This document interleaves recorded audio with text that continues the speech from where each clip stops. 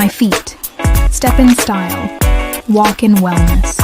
Jangan hanya mau mendapatkan kekuasaannya, tetapi mengelola partai politiknya tidak mau. Parpol katanya Bang, Golkar menyebutnya seperti apa? Saya tak jadi ikut pilkada.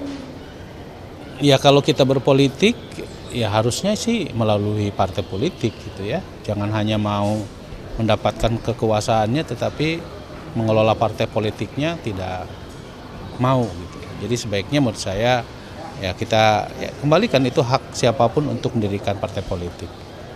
Ya.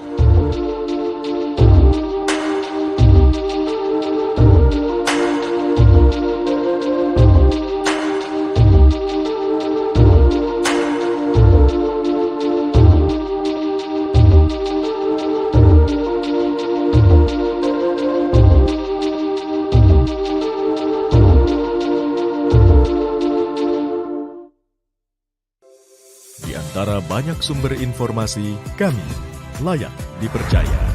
Karena kami menggali lebih dalam, berpihak pada kebenaran, berpegang pada data dan fakta, agar layak Anda jadikan referensi.